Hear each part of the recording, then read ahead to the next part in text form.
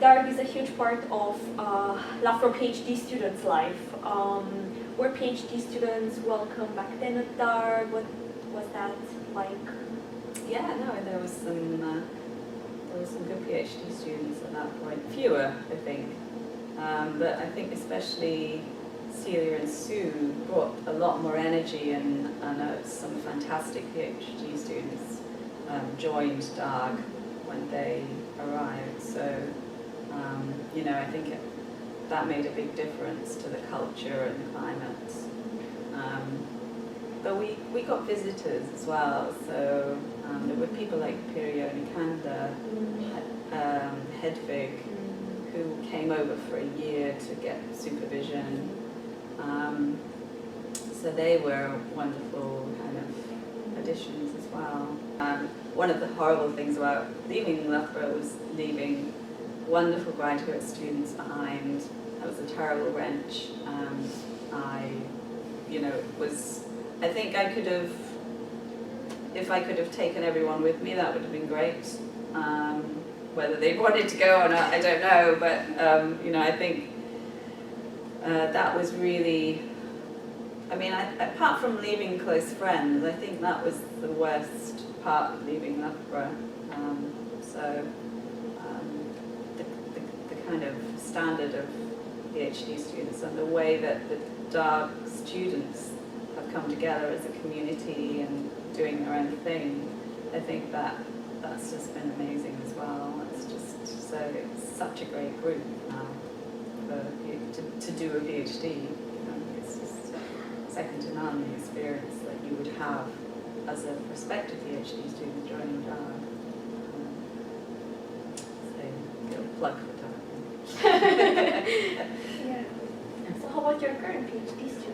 Well, I'm very much enjoying working with Jenny and Galina because it's a much more kind of committee-based way of working as far as I can. I mean, I'm still trying to get my head around the different systems in America, but it seems to me like a lot less individual supervision and more kind of encouragement, awareness, and general kind of working with people on data and data sessions and that kind of thing. And I really love that way of working anyway. It's kind of what I used to try and arrange little group supervisions in Loughborough. So yeah, so I prefer that in some ways because I think it's always better to do analysis in a group. So no matter how good you think you are, it's always good to get a group perspective on your data. So what are some of the projects that you're currently working on? Oh, okay. So I guess I kind of get brought into certain things because of the emotion focus. But things that I've instigated generally are things like the helpline work and the family mealtime interaction work, which obviously picks up on the adult-child kind of focus that I've always had. So I love that work as well. I love being able to work with data that has kids in it, just the challenge of doing that, a sense of the slightly different interactional terrain that you have to negotiate as an analyst, getting yourself into the mindset of like a 4-year-old or a 5-year-old. So I really like that challenge. So various projects around meal times going on. Things like I'm working with Olga Sutherland. I'm enjoying kind of therapy interaction that we're looking at because it's very much emotion focused in a way. So the kind of goal of the therapy is to get the client to confront their feelings about their parents or some significant people in their lives, using various techniques. And I kind of, from a DP perspective, I suppose, I like the sense in which therapeutic interaction, the goal is to bring supposedly inside stuff outside into the interactional domain. And obviously from a therapist's point of view, that's what you're doing. But from an interactional point of view, there's a kind of more of a sense of like population of what we might consider to be an emotional state, a psychological state, and so on. So making sense of that, bringing DP to bear on those kinds of interactions is good fun.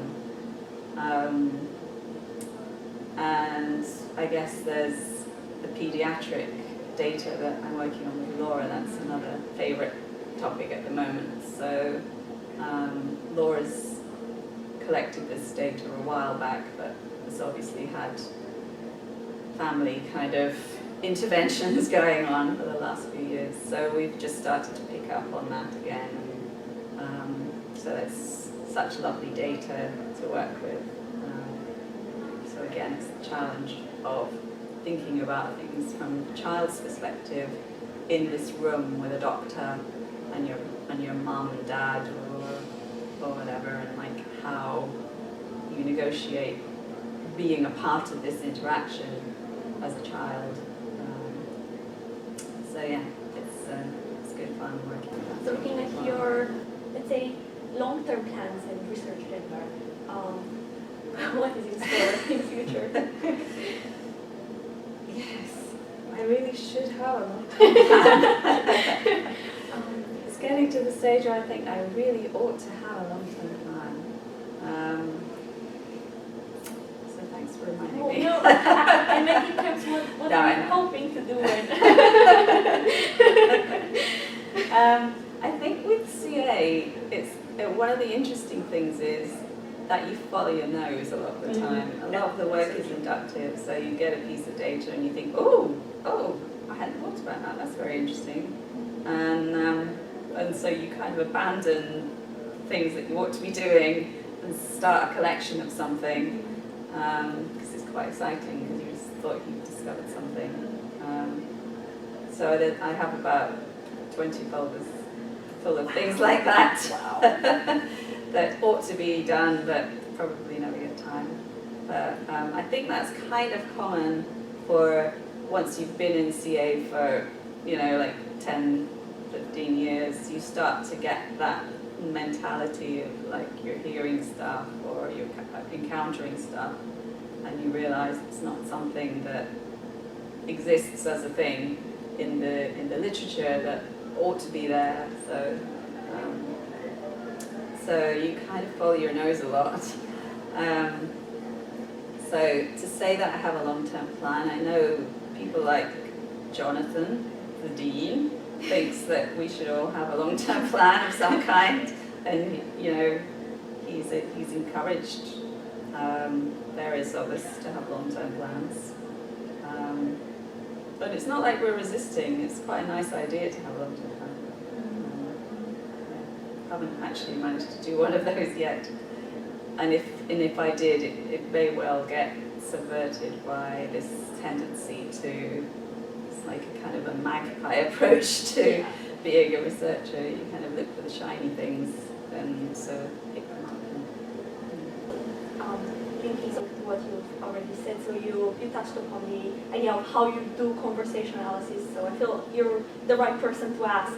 Not necessarily for the correct answer or anything, but what is your approach to starting the project? How do you carry that out? How do you go about writing out the paper?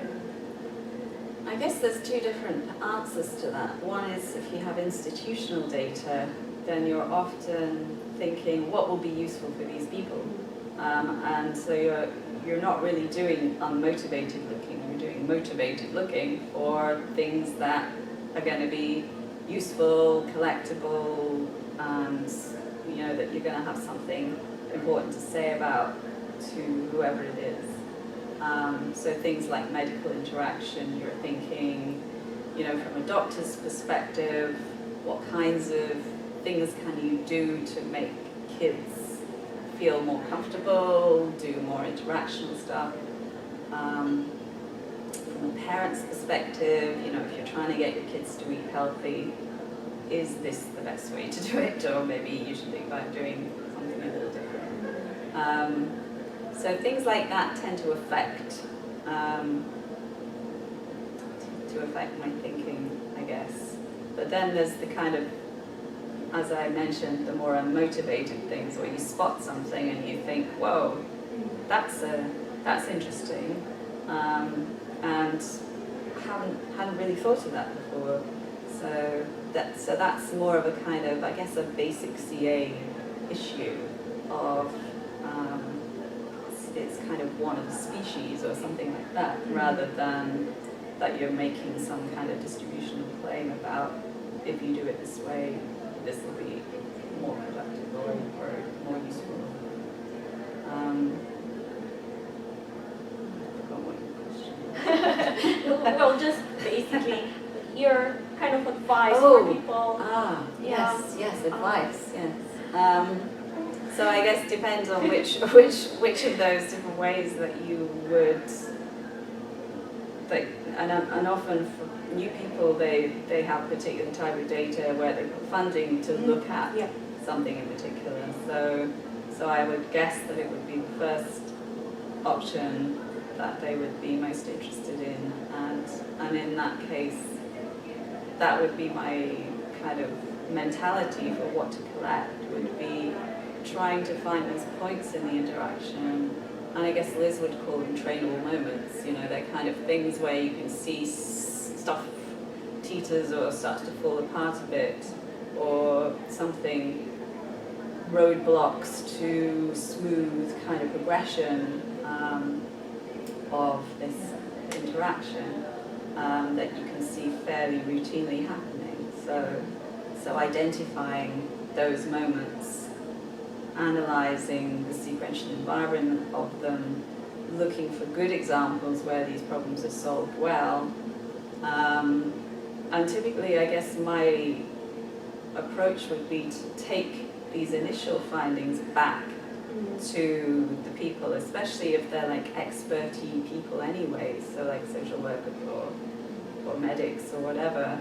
They often have very, very useful perspectives on the kinds of ideas that we're developing. So I would always say, go back with your initial ideas and refine them with the practitioners themselves.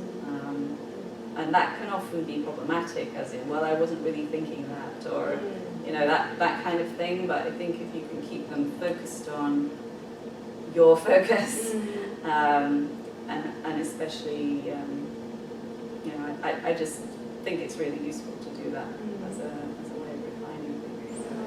And one final question now, moving away from academia, in a little free time that you can come up with after research and academic life and so on, what are your favorite pastime activities, hobbies? Hiking. I like hiking. I tend to choose things that are very active, because we do have quite a sedentary lifestyle, sitting and writing, or you know, like doing the various things that we have to do. So I like going places, doing new things, visiting people, hanging out, but also hiking, swimming, basically things that I don't like sitting on a beach or anything. I just like walking along the beach or swimming in the sea. So it's always got to be something kind of active. I like playing with my grandson, Casper,